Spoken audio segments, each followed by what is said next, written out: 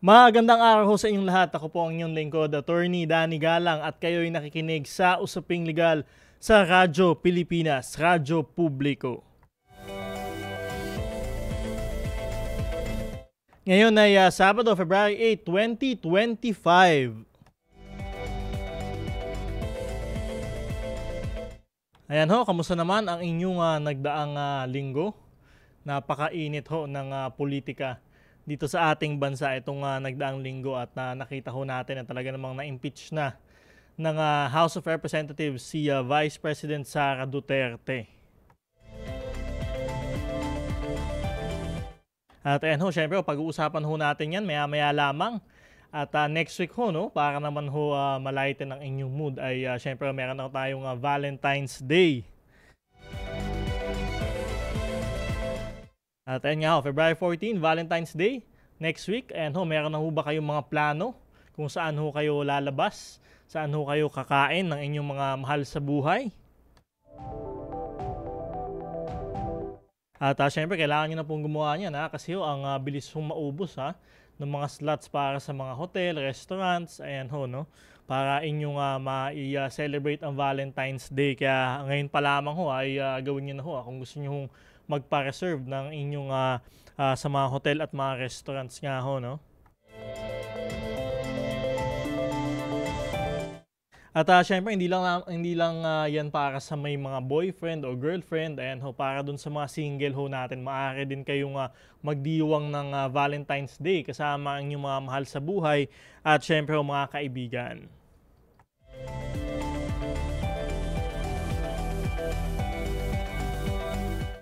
Napapakinggan ang Usaping Legal sa Radyo Pilipinas tuwing Sabado mula alas 11 ng umaga hanggang alas 12 ng tanghali.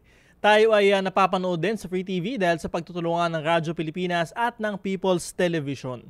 Hanapin ang Usaping Legal at iba pang programa ng Radyo Pilipinas sa Channel 3 sa TV Plus at sa Channel 45 to 49 naman sa For the Box.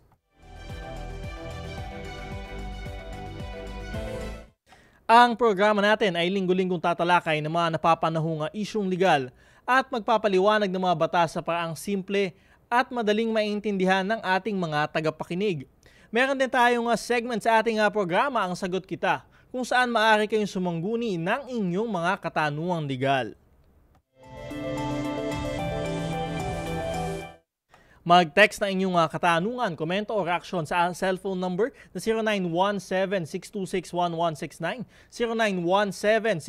0917-626-1169 sa oras ng ating programa.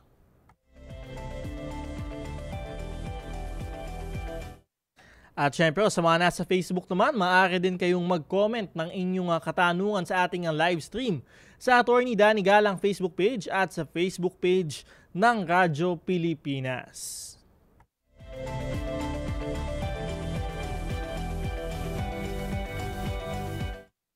Eto, sa Usaping Legal natin ngayong araw, 25 congressman ang dumagdag sa bilang ng mga pumirma sa pang-apat na impeachment complaint laban kay Vice President Sara Duterte. Kaya naman nasa 240 na po na ang kabuuang bilang ng mga mambabatas na nag-impeach sa Vice-Presidente. Nauna nang sinabi ni Pangulong Ferdinand R. Marcos Jr. na walang kinalaman ang ehekutibo sa impeachment ng Vice-Presidente. Sinabi naman ni Senate President Francis Escudero na walang magaganap na impeachment trial habang nakabreak ang Senado na nakatakdang mag-resume sa Hunyo 2. Samantala, sa isang press conference kahapon, sinabi naman ni Vice President Sara Duterte na Nobyembre pa lamang ng nakaraang taon ay nakahanda na ang kanyang opisina sa impeachment. At sa puntong ito, ang tanging masabi lamang niya ay God Save the Philippines. Kaya naman sa ating tanong sa bayan ngayong Sabado, February 8, 2025, sa iyong palagay, dapat na bang simulan ng Senado ang impeachment trial kay Vice President Sara Duterte? Sa iyong palagay, dapat na bang simulan ng Senado ang impeachment trial kay Vice President Sara Duterte?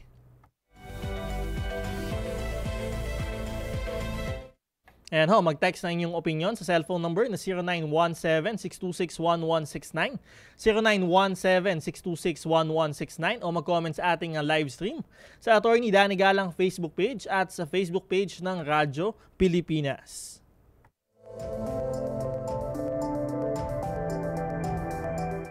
At syempre, nagulanta nga ho tayo, ang buong bayan nga ho, at itong impeachment ho na ito ay hindi ho gumagalaw, no? Simula pa ho nung November, December, no?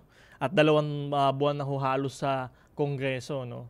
At yun nga ho, itong nakaang linggo ay sinasabi nga ho, biglang nagkaroon ng fourth na impeachment complaint, no? Na kung saan 240, ngayon ho, nasa 240 congressman na ang lumagda doon sa impeachment complaint ho na yun. So 240 out of 306, ayan ho ay more than 1/3 na ho. More than 1/3 ho ng bilang ng mga congressman. Kaya ho, kung kayo ay nagtatanong bakit biglang diniretso na sa Senado at hindi na ho ito dininig doon sa House Committee on Justice, ay ayan ho yung kasagutan. Kasi ho yung fourth na impeachment complaint, ang lumagda ho dyan ay more than 1/3 nung kabuuang bilang ng mga membro ng House of Representatives.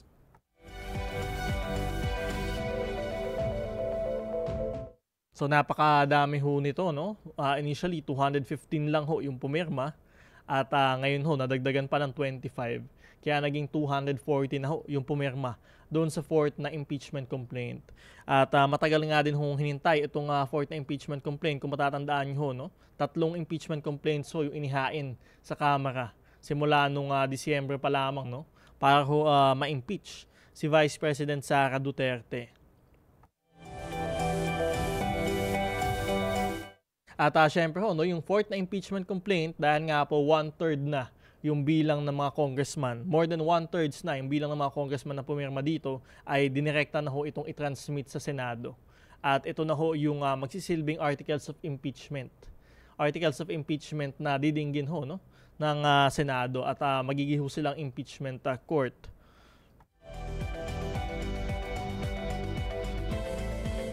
Kaya ngayon ang bola ay nasa Senado.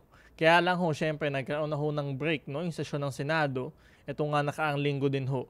At mag-resume ho sila sa Hunyo 2. June 2 pa ho ang resumption ng sesyon ho ng Senado.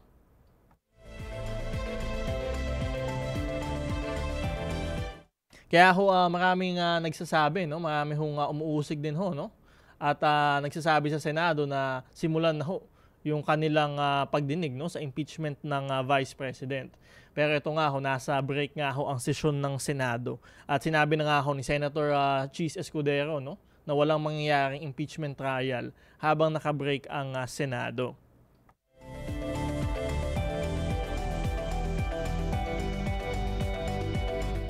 At syempre nga ho, may mga rules of procedure naman ho ang Senado, no. Pero may mga dating senador din ho, no, at mga constitutionalist na naririnig din ho tayo na sinasabi na maaari namang magpatawag ng special session para ho masimulan na itong impeachment trial kay Vice President Sara Duterte. At yun nga ho, sabi ho ni President Bongbong Marcos ay kung hihingin ho ito ng Senado ay maaari niya ho itong dinggin. Pero kailangan nga syempre ho ito ay i-request muna ng Senado, no? Yung special session ho na ito para ho maisimulan na ho nila yung impeachment laban kay Vice President Sara Duterte. Kaya lang ho, syempre, ang impeachment nga ho, sinasabi ho natin, ito ay sui generis, no? Ibig sabihin, ito ho ay isang unique na proseso nga ho. Ito ay isang political na proseso nga ho para maalis, mapatalsik ang mga opisyal ho ng pamahalaan, no? Kaya ho, tingnan ho natin kung ano yung magiging tugon ho dito ng Senado. Ngunit sinabi na nga ho ni Senator Chis Escudero na walang mangyayaring impeachment trial habang nakabreak ang Senado. At syempre, maintindihan din ho natin yan kasi madami ho sa ating mga senador ay re-electionist. So sila ho ay abala na ho, magiging abala na ho sa kanilang mga kampanya. At sa darating na February 12, no, magsisimula na ho ang campaign, no, national campaign para doon sa mga national candidates, para nga ho sa mga senador. So ayan ho, magiging abala na ho sila Kaya ho medyo logistically baka hindi posible na talaga masimulan na impeachment trial kay Vice President Sara Duterte. At doon naman ho sa mga ibang re-electionists or hindi re-electionists, ayan ho, meron din ho silang matatakbuhin iba't ibang posisyon. Kaya ho talaga magiging abala na ho yung ating mga senador sa kampanya.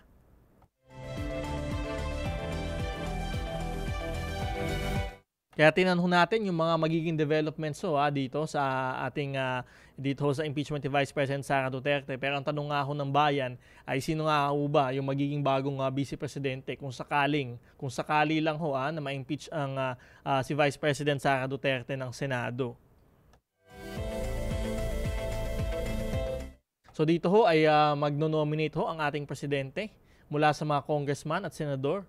At syempre ito ay pagbobotohan ng mga congressman at senador kung sino ang magiging bagong vice-presidente.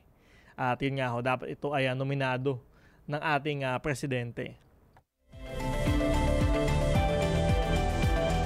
Kaya ayan ho, tingnan ho natin sa susunod na linggo yung mga magiging kaganapan dito sa impeachment trial sa impeachment ni Vice President Sara Duterte. Matutuloy ho ba ito ngayong darating na buwan? O hihintayin ho ba natin na mag-resume yung session ho ng Senado dito sa June 2? June 2 na ho yan, pagkatapos ho ng eleksyon. At syempre, ang dami din ho mga repercussions ho niyan. At makikita ho natin na yun nga ho, madami sa mga senador ay re-electionists. So ayun ho, makaka-apekto ho yan doon sa kanilang magiging boto sa impeachment. Syempre ho, ay sila ay nagnanais na makabalik sa Senado, ay syempre ho, yung boto ho nila ay makaka-apekto. So maganda nga ho ba na talagang simulan na to impeachment trial habang may kampanya yung mga ibang senador, o dapat talagang hintayin na lamang yung pagkatapos ho ng eleksyon, June 2. Ayan ho, para simulan ho itong impeachment trial.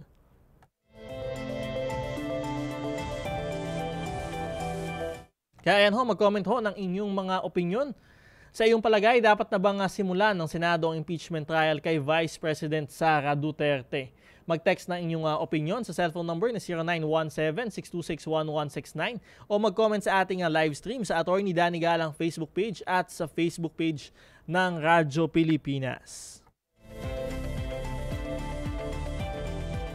At syempre, sa pagbabalik ng Usaping Legal, sasagutin ko naman ang inyong mga katanungang legal. Mag-text na inyong tanong, komento o reaksyon sa ating programa sa cellphone number na 0917-626-1169, 0917-626-1169 o hanapin ang ating live stream sa Attorney Danny Galang Facebook page at sa Facebook page ng Radyo Pilipinas. Magbabalik ang Usaping Legal matapos lamang ng ilang paalala. Tugon sa mga katanungang naaayon sa batas ang ibibigay. Usaping Legal kasama si Attorney Danny Galang sa Radyo Pilipinas 738 AM.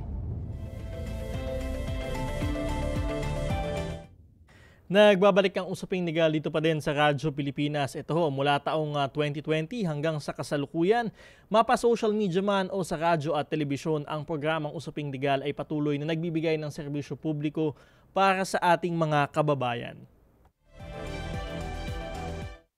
Ang titulo ng ating programa na Usaping Legal ay isang rehistrado sa Intellectual Property of the Philippines bilang isang trademark.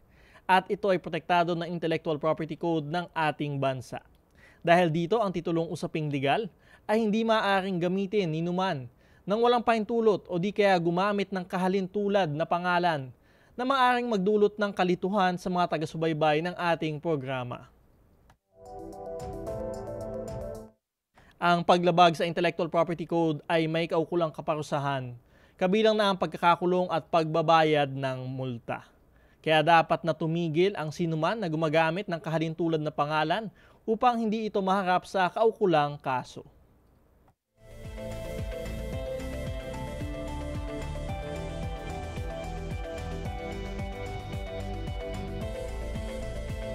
At ito ho, syempre ang dami na hong nagpapabati ho sa atin sa ating programa. Happy viewing ho sa lahat ng mga nanonood sa ating live stream at syempre ho sa Channel 3 ng TV Plus at Channel 45 ng For the Box. And ho, no?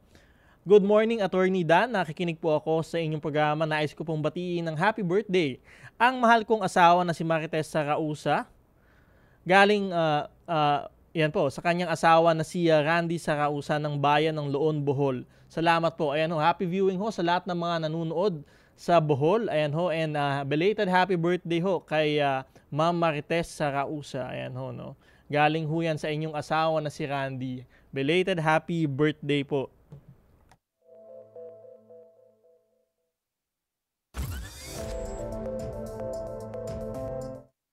At syempre, happy viewing din kay Jovet Elguera. Good morning, Attorney Danny. Naka-tune in na po kami from Teresa Rizal. More power po. Ayan ho, happy viewing ho sa mga nakikinig at nanonood sa Teresa Rizal. Syempre kay Jovet Elguera.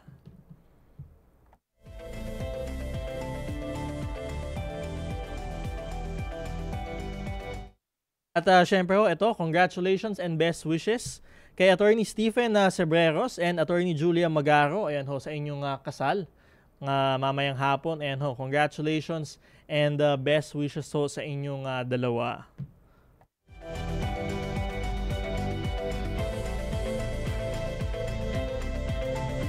Kaya ito, wag na ho nating patagalin pa. Dumako na ho tayo sa ating segment na Sagot Kita. Mga legal concern na nais mabigyang kalinawan. Sagot kita! Mga nasusulat ukol sa batas na hindi lubusang maintindihan. Huwag kang mag-alala. Sagot kita! Sumangguni na kay Attorney Danny Galang dahil dito, Sagot Kita! Dito sa Sagot Kita, sagot ko po kayo at ang inyong mga katanungang legal. Mag-text na inyong katanungan, komento o reaksyon sa ating programa sa cellphone number na 0917-626-1169, 0917-626-1169 o hanapin ang ating live stream sa Attorney Danny Galang Facebook page at sa Facebook page ng Radyo Pilipinas.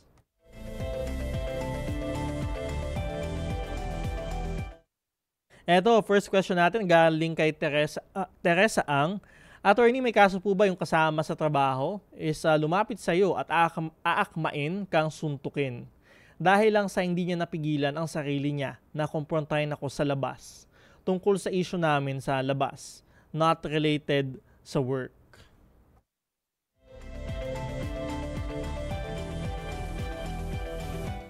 Yan hoy, nag-message po sa atin, siya ay akmang susuntukin daw no, ng kanyang kasama sa trabaho. Dahil nga ho ay meron ho siyang hindi pagkakasunduan dito sa kanyang kasama sa trabaho. So ito ho ba ay maaari ho ba siyang matanggal sa trabaho, no? Ang syempre ho, no, ang ating constitution ho at ating labor code ay nagagarantiya ho, no, ng security of tenure sa ating mga empleyado sa pribadong sektor. So ibig sabihin ho ng security of tenure, hindi ho kayo basta-basta maaring matanggal sa inyong trabaho nang walang sapat na dahilan. Pero meron ho tayong tinatawag na just causes sa ilalim ng ating labor code at authorized causes kung saan maaari ho kayong matanggal sa inyong trabaho. Yung just causes ho, halimbawa ho nito, ayan, serious misconduct. Ayan, habitual absenteeism, lagi ho kayong wala, lagi ho kayong late. Ayan ho yung mga just causes. At marami pa ho yung mga just causes no yan. At syempre meron din ho tayong authorized causes. Katulad ho ng retrenchment. Ayan ho, nakita ho natin yan nung pandemya. Redundancy. So ayan ho, yan ho yung mga just at authorized causes kung saan maaari ho kayong matanggal sa trabaho. Kahit ho kayo ay may security of tenure o kayo ay regular ho sa inyong pinapasukan.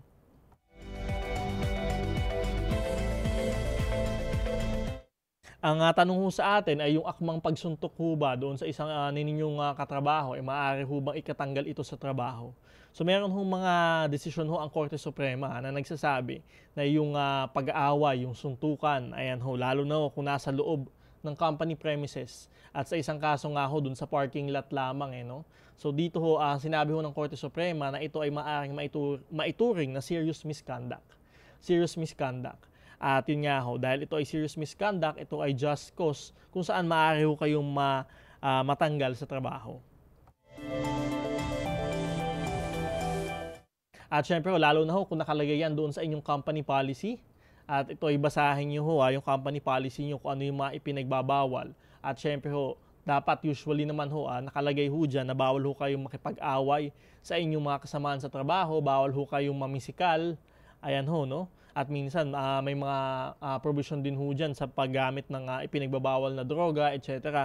Madami ho yan, basahin nyo ho dyan. At kung iyan ay nakalagay ho dyan, ay pinagbabawal at ito ay talaga namang inyo pa din ginawa, ay maaari ho kayong maging pumasok ho yan doon sa serious misconduct. At yun nga, sabi natin kanina, yung serious misconduct, isa ho itong just cause. para ho kayo ay matanggal sa trabaho.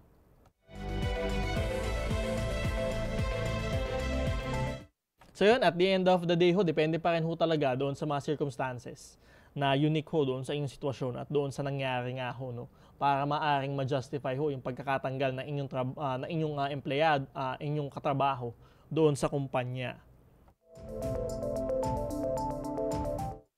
Pero ho, ito lang ang lagi natin hong tatandaan na hindi ho porque kayo ay nakagawa ng serious misconduct, ayan ho, ay kayo ay automatic na ho na matatanggal sa inyong trabaho. So kailangan ho ito ay dumaan sa proseso. So ano ho yung sinasabi nating proseso? Meron ho tayong 2-notice rule. So yung 2-notice rule ho, sinasabi ho dyan, may unang notice ho kayo dapat matanggap sa inyong employer na nagsasabi kung ano yung ginawa ninyong kasalanan, kung ano yung ginawa ninyong mali na maaari ninyong maikatanggal sa trabaho. At yung pangalawang notice naman ho, ito ho yung nagsasabi na matatanggal kayo sa trabaho dahil ho sa gantong kadahilanan at pagkatapos ho ng kanilang investigasyon. Ngayon ho, sa pagitan ho ng dalawang notice, dapat magkaroon ng opportunity to be heard. Ibig sabihin ho, kailangan ho kayo ay mapakinggan naman ang inyong panig. So pagpapaliwanagin ho kayo ng inyong employer, sulat, verbal o meeting ho, etc. Kailangan mapaliwanag ho ang inyong panig. At yun nga ho, dalawang notice at opportunity to be heard. Kapag kayo ho ay hindi ho dumaan sa proseso yung pagkakatanggal ho sa inyo, kahit ho gaano pa kasama ang inyong ginawa, ay maaari ho kayong maghain ho na complaint for illegal dismissal. At yun nga ho, complaint for illegal dismissal, maaaring yung ihain sa ating National Labor Relations Commission.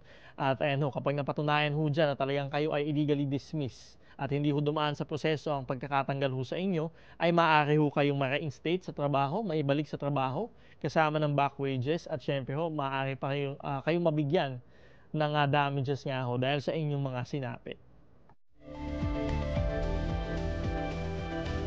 Kaya ano, dun sa ating nag-message ho, ayan, sana ho ay maayos nyo ho ang hindi nyo pagkakaintindihan, no, sa inyong katrabaho.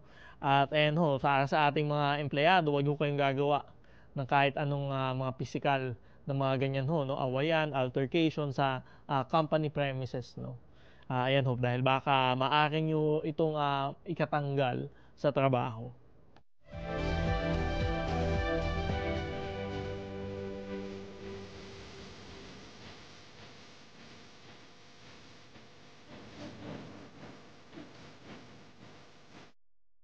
Second question natin coming from Jazel Ventura.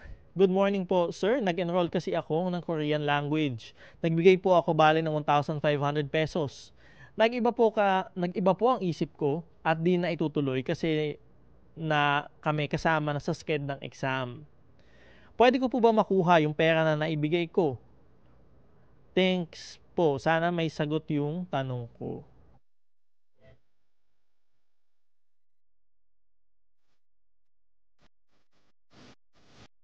Ayan ho, yung nag-message ho sa atin ay nagbigay ho siya ng bayad, no, sa isang Korean language center para ho makapag-aral ng Korean language. Pero nagbago na ang kanyang isip at gusto niya makuha yung kanyang 1,500 na ibinayad. So maaari ho ba niya itong makuha? So tingnan niyo ho yung pinirmahan yung kontrata. Usually kung ganyan ho ay may mga kontrata naman ho yan. At tingnan niyo ho doon kung refundable ho ba yung inyong ibinayad na 1,500. So yun ho, kung makikita nyo ho doon na pwede nyo naman ho i-refund kung hindi nyo ho nagamit, ay ito, may mga kadahilanan ho na hindi na ho siya tumuloy doon sa kanyang review center, ay syempre maaari nyo ho yan makuha. Pero usually nga ho, yung sa mga ganyan ho, ay maaari ho nila kang hindi i-refund, no, yung inyong ibinayad, lalo na ho kung nakapirma ho kayo, nakalagay ho yan doon sa kanilang kontrata na hindi nyo na ho maaring ma-refund yung inyong ibinayad. Ay ayan ho, wala ho tayong magagawa dahil pinirmahan nyo na ho yan at may consent ho kayo doon sa ganyang provision. Ngayon ho, kung hindi nyo ho makuha ng buo yung 1,500, pwede maaari din ho kayo makiusap doon sa language center nga ho, no? Na baka naman kahit yung portion ho, no? Ilang portion lang ho nung ibinayad nyo ho ay maibalik ho sa inyo. At syempre, maintindihan din natin yung language center ay bilang ho yung mga slots dyan. At kung kayo ay nagbayad tapos bigla kayong aatras, ay syempre may nawalan ho ng slot ho dyan. at maaring nawalan ho ng kita yung language center. So yun ho, tingnan nyo ho na mabuti yung inyong pinirmahang kontrata dito sa review center, language center ho na ito, at kung maaring maibalik ho yung inyong ibinayad. At meron ho sigurado ho, meron hong provision ho tungkol dyan.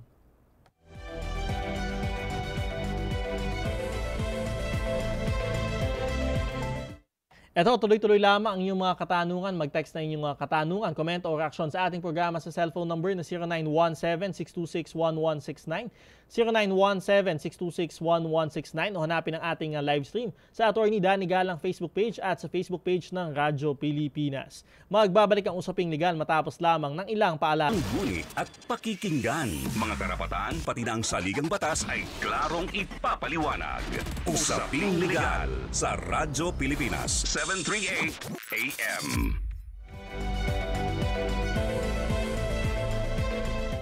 Nagbabalik ang usaping legal dito pa din sa Radyo Pilipinas. Ito, question naman coming from cellphone number ending in 4732. Attorney, ang share as wife ng byuda sa lupa ng kanyang patay na asawa, 1/2, pag naibenta ang portion lang, anong estado sa remaining portion? Yan ho, yung nag-text ho sa atin, siya ho ay nabiyuda. At syempre ho, no, dun sa lupain ho ng kanyang asawa ay meron ho siyang 1/2 dun. 1/2 ho na portion. At yung other half, no, ika nga, ay paghahati-hatian ho ng mga magkakapatid. Ngayon ho, ano daw ho ang magiging portion kapag ho naibenta na niya yung kanyang lupain? Ano ho yung magiging status ho, no, ng remaining portion ng kanyang mga anak? So, pwede hong gawin yan ng asawa, pwede ho niyang ibenta yung portion lamang ho ng kanyang minanang lupa, yung 1/2 nga ho. At kung ganun ho, yung magiging bago may-ari ho, sila ho ay magiging co-owners ng inyong mga anak. So, yung bago may-ari ho ng portion ho ng inyong ibinentang lupa at yung mga anak nyo ay magkakaroon na ho ng co-ownership doon sa buong lupain. So sila ho ay magiging co-owners na ng property. At pwede nyo naman ho gawin ito, no, bilang kayo ho ay isa doon sa may-ari ho nung lupa.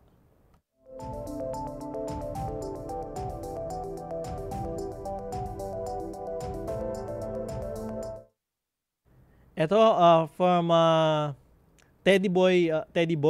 Attorney, pwede po ba kaming ipaban ng isang manager ng kumpanya nga pinapasukan namin pero hindi kumpanya nila ang nagpapasahod sa amin? Isa po akong private caretaker sa isang private cemetery pero hindi ko po kumpanya ang nagpapasahod sa akin. Lot owner po ang nagpapasahod sa akin. At hindi ako pinapapasok dahil nakaban daw po ako. Tama po ba yun? Ayan ho, kahit ho ay iba ho yung nagpapasahod ho sa inyo, no? Kayo ho ay caretaker at yung private ho, pribadong may-ari ho ng lote ang nagpapasahod ho sa inyo, maaari ho kayong maiban nga ho nung sementeryo na sinasabi ho ninyo kung kayo ho ay hindi sumunod sa kanilang mga patakaran. At syempre ho, no, sila ho yung may-ari ng sementeryo, lahat ho ng mga contractors dyan, mga naglilinis, mga empleyado, kahit na sabihin natin na talagang kayo ho ay empleyado ho nung pribadong tao na nagmamay-ari ng isa sa mga lupain doon, ay maaari ho nila kayong ipaban dahil ho dapat ho kayo ay sumunod ho sa kanilang mga patakaran. So ano, ayusin nyo na lamang ho ito doon sa management ho ng sementeryo para ho kayo ay makapasok ho uli, ano ho ba yung nagawa ninyong pagkakamali, ay sana ho ay kayo naman ay pakinggan bago ho kayo mga iban. At hingiin nyo din ho yung tulong ng inyong employer, yung may-ari ng lupa na nagpapasahod ho sa inyo para ho syempre makiusap doon sa management nga ho, no, at tingnan kung bakit nga kayo naban at kung posible nga ho ay ito ay matanggal na ho itong ban na ho na ito para ho makabalik ho kayo sa inyong trabaho.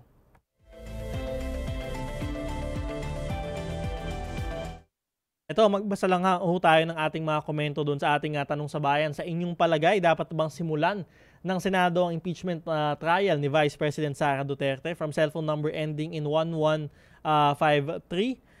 Dapat nang simulan para malaman ng taong bayan ang mga naging pag-abuso sa kapangyarihan ni VP Sara. And from cellphone number ending in 3925. Ito ho, wag munang simulan. Dapat ay respetuhin nila ang kagustuhan ng Senado at sa pagkatapos na lang ng eleksyon ang maging impeachment trial. Ayan ho, maraming salamat ho doon sa lahat ho mga nag-text sa atin, nag-komento. Maaari pa rin naman ho kayong mag-komento sa ating live stream. No? Mapanood nyo pa rin ho yung video ho na iyan sa ating Facebook page, Attorney Danny Galang, at sa Facebook page ho ng Radyo Pilipinas.